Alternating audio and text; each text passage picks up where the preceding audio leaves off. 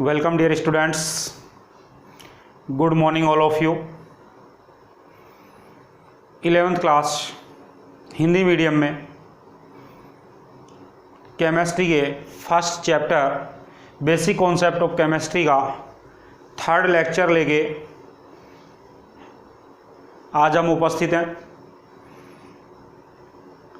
बेटा जिस स्टूडेंट्स ने आज ही ज्वाइन किया है और स्टार्टिंग के लेक्चर नहीं देखे हैं तो प्लीज़ पहले बैक लेक्चर देखें, उसके बाद अपनी स्टडी को आगे रनिंग करें। क्लियर? बेटा हमने अपने प्रीवियस लेक्चर में पढ़ा पदार्थ का रासायनिक वर्गीकरण, और बेटा पदार्थ के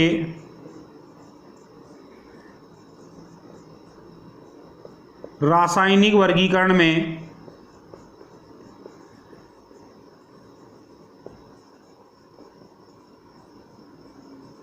हमने पढ़ा कि पदार्थों को हम दो भागों में वर्गीकृत करते हैं।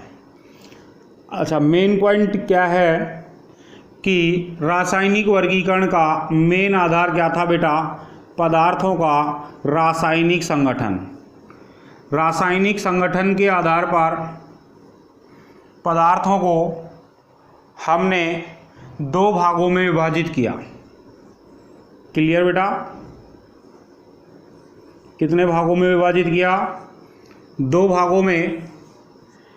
फर्स्ट बेटा हमारे पास है शुद्ध पदार्थ, और बेटा सेकंड अपने पास है मिश्रण।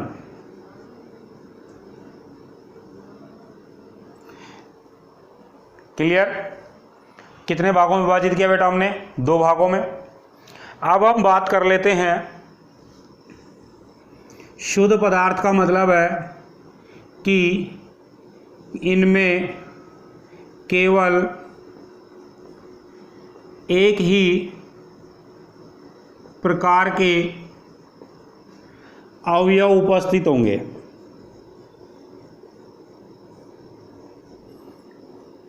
यानी कि वे पदार्थ जिनमें केवल एक ही प्रकार के अवयव उपस्थित होते हैं क्या कहलाते हैं बेटा? शुद्ध पदार्थ कहलाते हैं। शुद्ध पदार्थों को बेटा हमने वापस से दो भागों में वर्गीकृत किया।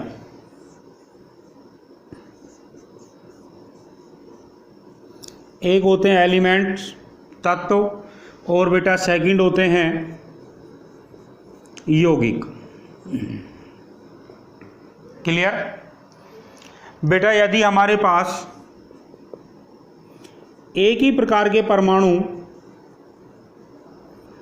आपस में युग्मित हैं, जुड़े हुए हैं, तब हम कहेंगे कि इस प्रकार के पदार्थ को हम क्या कहेंगे? एलिमेंट्स कहेंगे। जैसे बेटा हाइड्रोजन है, बेटा नाइट्रोजन है, आयरन है, ठीक है, कॉपर है, जिंक है।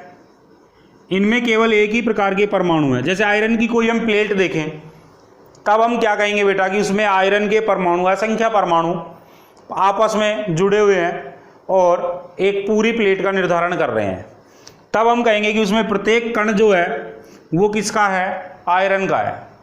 ठीक है, तब हम इसको क्या नाम देंगे बेटा? एलिमेंट्स। क्लियर?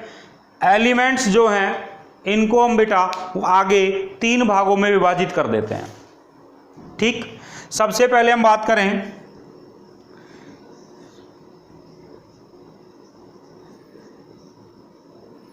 धातु, अधातु और उपधातु। कितने भागों में विभाजित किया बेटा हमने? तीन भागों में। ठीक है बेटा, पीरियोडिक टेबल आपने 9th या 10th क्लास में पढ़ी है।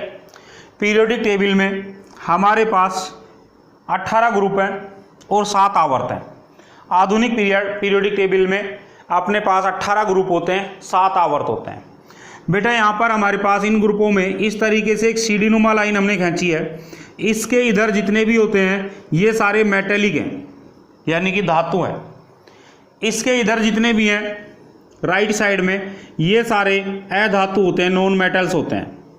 और बेटा इस लाइन पर जो है ये उपधात्विक हैं, यानी कि इनकी प्रॉपर्टीज धातु और अधातु दोनों से सिमिलर होती है, दोनों की मीडिएट होती है। धातु इनमें कुछ गुण धातुओं के समान और कुछ गुण अधातुओं के समान होते हैं।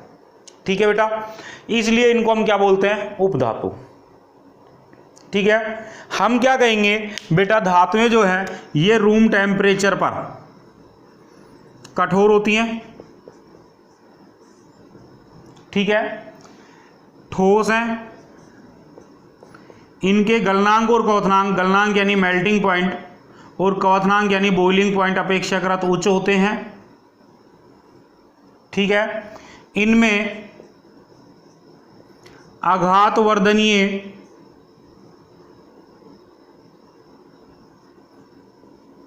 और तन्यता का गुण रहता है। ठीक है, हालांकि कुछ धातुएं जो हैं वो सॉफ्ट भी रहती हैं, जैसे क्षार धातुएं, सोडियम है, पोटेशियम है, ये मुलायम भी होती हैं, लेकिन मेनली क्या होती हैं? ये कठोर होती हैं। एग्जाम्पल की बात करें तो हम आपसे कहें आयरन है, कॉपर है, सोडियम है। ठीक है, ये सब धातुओं में आते हैं। गोल्ड है, सिल्वर है, एल्यूमिनियम है, ये सब किस में आते हैं बेटा? धातुओं में। क्लियर?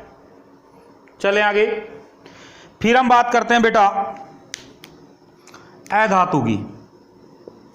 अधातुएं रूम टेम्परेचर पर द्रव अथवा गैस अवस्था में होंगी। ठीक है, ये जो है इनमें आघातवर्धनीय तन्यता का गुण नहीं है, ये संपीड़ित की जा सकती हैं। ठीक है, तो ये कुछ प्रॉपर्टी हैं जो इनको अलग कैटेगरी में विभाजित करती है अधातु में। और बेटा एग्जाम्पल जैसे हीलियम है, हाइड्रोजन है, नियोन है, आर्गन है, नाइट्रोजन है, ऑक्सीजन है, ये अधातु हैं। अब बात करें उपधातु। उपधातु क्या होती है बेटा? तो हम कहेंगे उपधातुएं वो होती हैं जिनमें धातु और अधातु दोनों के गुण उपस्थित होते हैं। ठीक है, जैसे हम बात करें बेटा सिलिकॉन है, जर्मेनियम है, ये उपधातुओं के अंतर्गत आते हैं। क्लियर? तो बेटा हमने बात की, पहला हमने लिया एलिमेंट्स। शुद्ध पदार्थ को हमने दो भागों में बांटा, एलिमेंट्स और कंपाउंड। एलिमेंट्स को फिर हमने विभाजित किया धातु, अधातु और उपधातु में। क्लियर बेटा? अब हम बात कर लेते हैं, सेकंड पॉइंट आता है इसका यौगिक।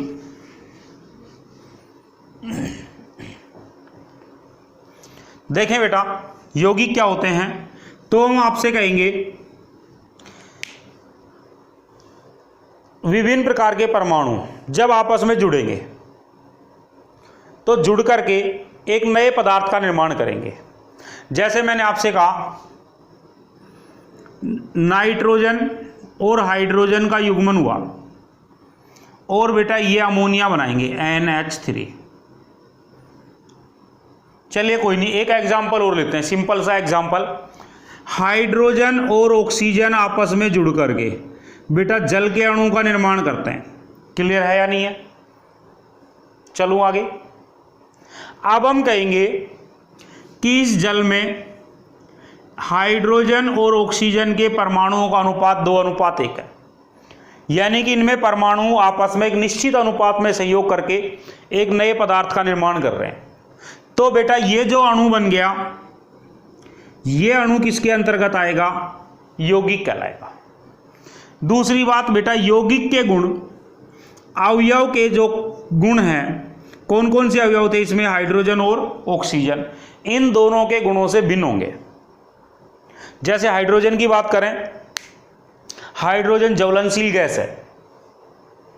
ऑक्सीजन की बात करें, ऑक्सीजन जलाने में सहायक है, लेकिन बेटा जब जल की बात करें तो ना तो इसमें ज्वलनशीलता का गुण है, ना ये जलाने में सहायक है, डिफरेंट प्रकृति का है। इसलिए हम कहेंगे कि यौगिक के जो गुण होते हैं ये गुण उसके अवयवी गुणों से भिन्न होंगे। क्लियर हो गई बात।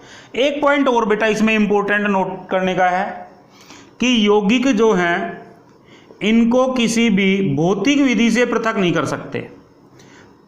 इनके अवयवी कणों को भौतिक विधियों से पृथक नहीं किया जा सकता, लेकिन बेटा कुछ रासायनिक विधियों से हम इनको पृथक कर सकते हैं। क्लियर।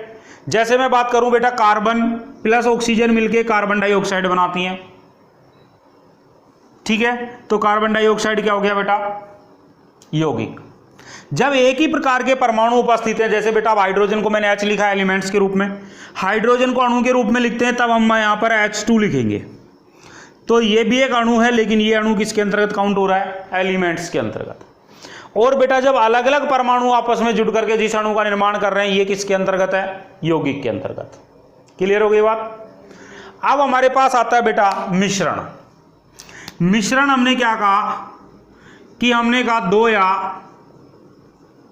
दो से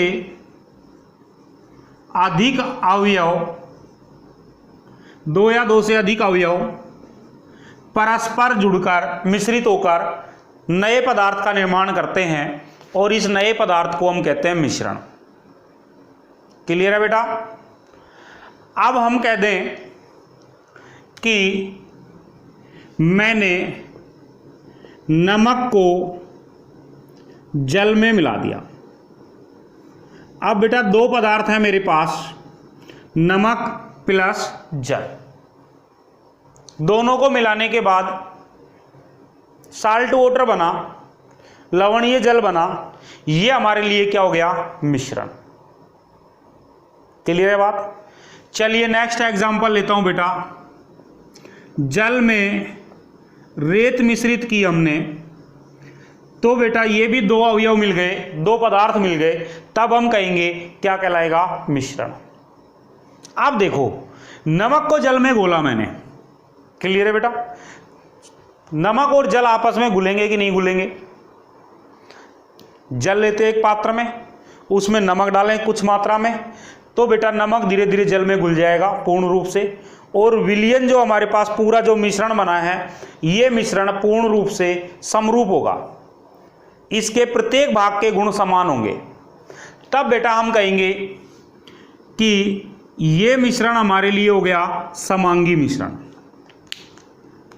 कौन सा मिश्रण हो गया बेटा, समांगी मिश्रण। तो मिश्रण को बेटा हम वापस से दो भागों में बांट देते हैं। एक हो गया समांगी मिश्रण,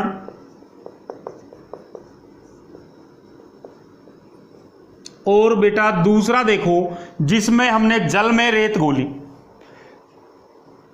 जल में किसका मिश्रण किया, रेत का।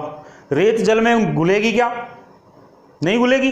रेत के कण धीरे धीरे नीचे बैठने लग जाएंगे, बैठेंगे या नहीं बैठेंगे। तब हम कहेंगे कि ये मिश्रण जो है ये समरूप नहीं है, इसमें दो अलग अलग अवस्थाएं हमें दिखेंगी, जबकि इसमें केवल एक अवस्था दिखेगी मिश्रित होने के बाद में, दो अलग अलग अवस्थाएं नहीं दिखेंगी। तब हम कहेंगे कि ये डिफरेंट है, यानी कि इसको हम बोलेंगे विषमांगी मिश्रण। ठीक है बेटा। मिश्रण को हमने कितने भागों में बांट दिया बेटा, दो भागों में, समांगी मिश्रण और विषमांगी मिश्रण। समांगी मिश्रण किसे कहेंगे, देखें बेटा, हमने कहा मिश्रण जो जिसके प्रत्येक भाग का संगठन व गुण समान है, तब हम कहेंगे कौन सा मिश्रण है, समांगी मिश्रण। और बेटा मिश्रण जिसके प्रत्येक भाग के गुण और संगठन समान नहीं है, असमान है, तब हम क्या कहेंगे, विषमांगी मिश्रण। क्लियर। इसमें केवल एक प्रावस्था होती है, और बेटा इसमें 2 या अधिक प्रावस्थाएं होती हैं। क्लियर है? अब बेटा मैं एग्जाम्पल की बात कर लूं तो एक एग्जाम्पल बताया मैंने, जल प्लस नमक। क्लियर हो गई बात? अब हम बात कर लें बेटा जल प्लस एल्कोहल। बोलो घुलेगा कि नहीं घुलेगा? क्लियर? अब हम बात कर लें बेटा दूध प्लस जल। दूध में जल घुलता है कि नहीं घुलता है? ठीक है, तो बेटा ये किस प्रकार के हो गए? समांगी मिश्रण। क्लियर हो गई बात? अब बेटा मैंने आपसे कहा जल में तेल की बूंदें मिश्रित करो, देखो घुलेगा कि नहीं घुलेगा? जल में तेल कभी भी मिश्रित नहीं होता है। तेल की बूंदें जल के सतह पर तैरती रहती हैं।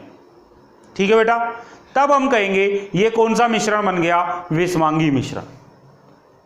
ठीक है, इसमें जल अलग और तेल अलग, दोनों की परतें अपने अलग अलग दिखाई देंगी, तब हम कहेंगे कौन सा मिश्रण है? विषमांगी मिश्रण। क्लियर हो गई बात? अब बेटा हम बात कर लें, एक एग्जांपल ये लिया मैंने जल प्लस रेत, ये भी कैसा हो गया बेटा? विषमांगी मिश्रण। क्लियर? मार्केट से हम दाल लेके आते हैं, अरे जिसकी सब्जी बनाते हैं उस दाल को हम लेके आते हैं, तो बेटा वो दाल जो है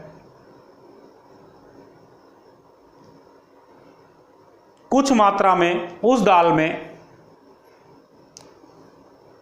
एक्स्ट्रा मटेरियल जैसे कंकर पत्थर निकलते हैं, तब हम कहेंगे कि दाल प्लस कंकर पत्थर का जो हमारे पास मिश्रण है, यह मिश्रण हो गया बेटा विषमांगी मिश्रण। क्लियर हो गई बात? दाल से एक बात याद आई, एक बार मैं ऑफलाइन क्लास में पढ़ा रहा था, तो मैंने किसी बच्चे से ऐसे पूछ लिया, इंटेलिजेंट बच्चे से, कि दाल जो है ये कौन सी अवस्था में है? तो उसने कहा सर दाल जो है ये तीनों अवस्थाओं में होती है, ठोस अवस्था में, द्रव अवस्था में और गैस अवस्था में। इंटेलिजेंट बच्चा था, मैं भी चौंक गया, आप भी चौंक गए होंगे। मैंने पूछा बेटा बता कैसे? तो उसने जो जवाब दिया वो सुनना।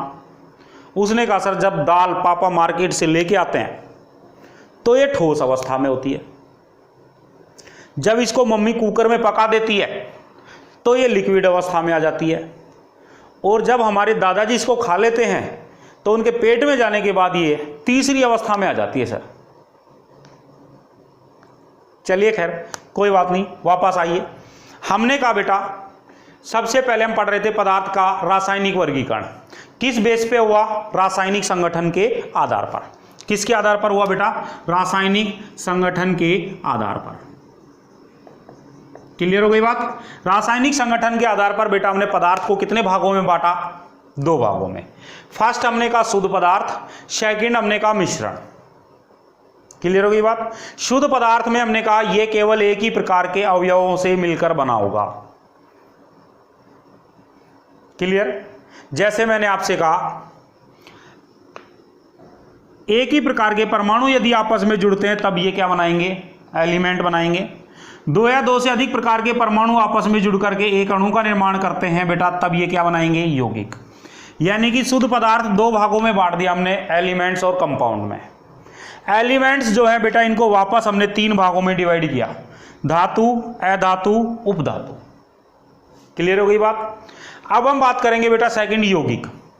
यौगिक जब हमने क्या कहा 2 या 2 से अधिक प्रकार के परमाणु आपस में जुड़ेंगे तो ये एक अणु का निर्माण करेंगे, इस अणु को हम क्या कहेंगे? यौगिक। क्लियर हो गई? अब बेटा ये यौगिक भी वैसे हम आगे 2 भागों में डिवाइड कर देते हैं, कार्बनिक यौगिक और अकार्बनिक यौगिक। ठीक है बेटा? कार्बनिक यौगिक क्या होते हैं? तो बेटा हाइड्रोकार्बन जितने भी हैं प्लस इनके व्युत्पन्न जितने भी हैं, हाइड्रोकार्बन प्लस व्युत्पन्न जो हैं ये सब कार्बनिक यौगिक हैं। और बेटा शेष जितने भी हैं वो सभी कैसे यौगिक हैं? अकार्बनिक यौगिक हैं। क्लियर हो गई? यौगिक को भी बेटा हमने कितने भागों में विभाजित किया है? 2 भागों में। अब हम बात करेंगे बेटा मिश्रण। हमने कहा 2 या 2 से अधिक पदार्थ आपस में घुल जाएं, तब हम इस नए पदार्थ को क्या नाम देंगे? मिश्रण। मिश्रण बेटा हमने कितने भागों में विभाजित किया? 2 भागों में, समांगी मिश्रण और विषमांगी मिश्रण।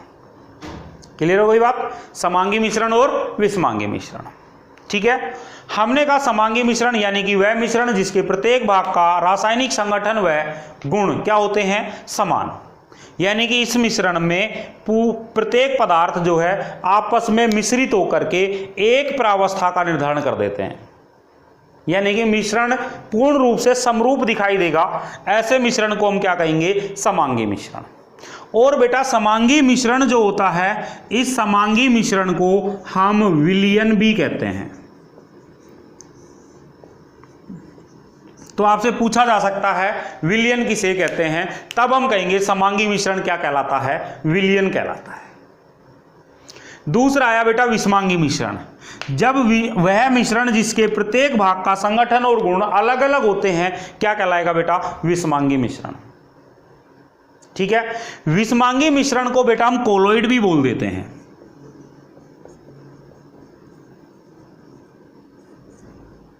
ठीक है। और बेटा हमने कहा कि इसमें जो अवयव हैं ये अलग अलग हमें दिखाई देंगे, यानी कि 2 प्रावस्थाएं अलग अलग रहेंगी, तब हम इसको कहेंगे क्या? इसको हम नाम देंगे क्या? विषमांगी मिश्रण। क्लियर हो गई बात? चलें आगे, आगे बढ़ूं? यहां तक कोई दिक्कत नहीं है? एक बार स्क्रीनशॉट ले लें, यहां तक मैं साइड में हो जाता हूं, स्क्रीनशॉट ले लें।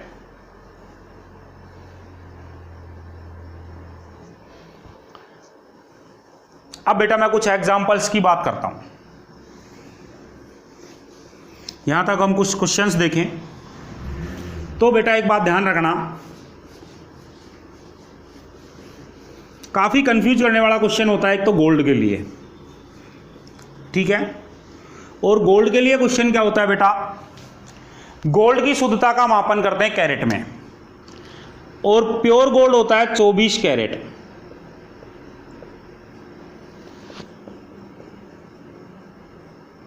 चौबीस कैरेट गोल्ड जो है ये शुद्ध होता है। और बेटा जब 24 कैरेट गोल्ड शुद्ध होता है तब हम शुद्ध पदार्थ में लेंगे, और शुद्ध पदार्थ में भी बेटा केवल गोल्ड के परमाणु इसमें प्रेजेंट है, तब हम इसको एलिमेंट्स में काउंट करेंगे, तत्वों में काउंट करेंगे। क्लियर? एक होता है बेटा मिनरल वाटर।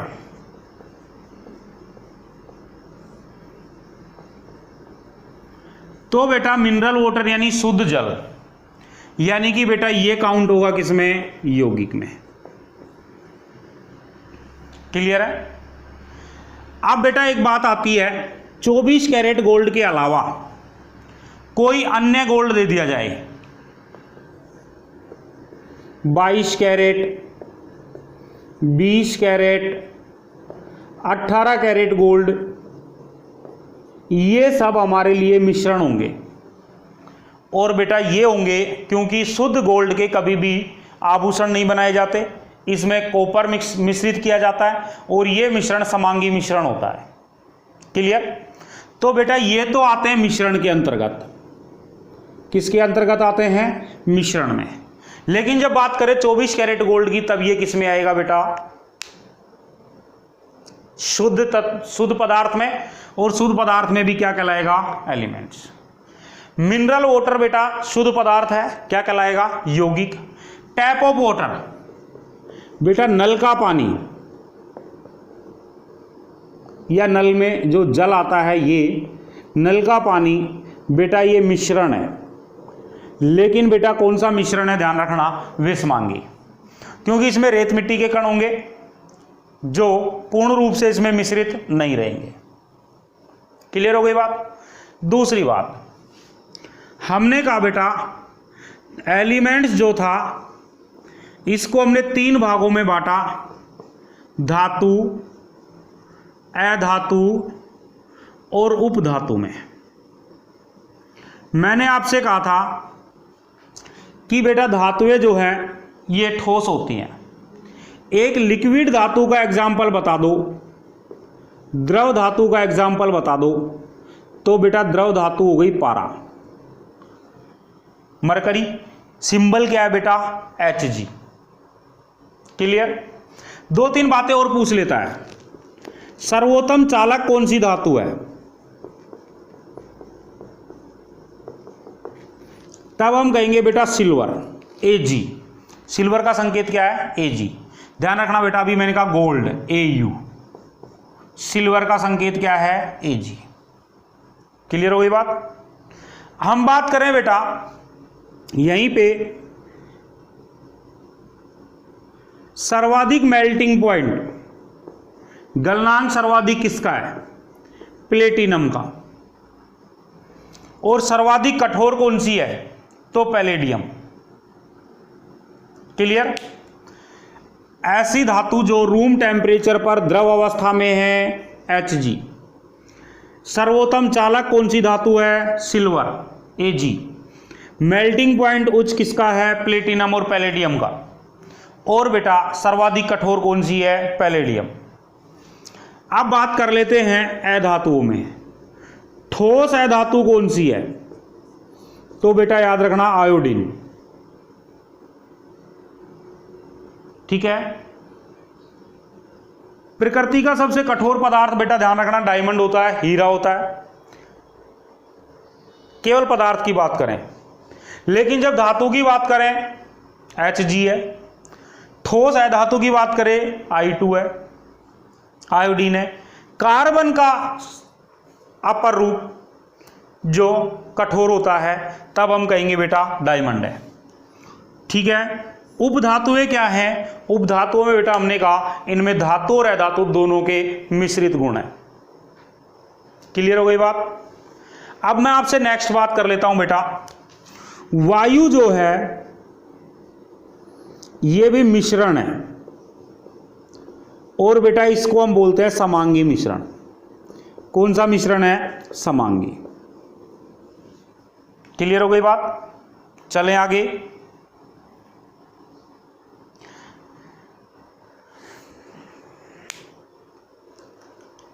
इस टॉपिक पर कंपटीशन में अपने से क्वेश्चन पूछे जाते हैं। अपने को कुछ elements, compounds, metal, non metal देगा एग्जाम्पल में, और अपने को अलग अलग वर्गीकृत कराएगा कौन कौन से मेटल हैं, कौन कौन से नॉन मेटल हैं, कौन से यौगिक हैं, कौन सा समांगी मिश्रण है, कौन सा विषमांगी मिश्रण है। इस तरीके से अलग अलग अपने से वर्गीकृत कराएगा। ठीक है? तो इसके बारे में बेटा कुछ क्वेश्चनों पर हम डिस्कस करेंगे और वो हम करेंगे अपने नेक्स्ट लेक्चर पर। क्लियर? थैंक यू बेटा।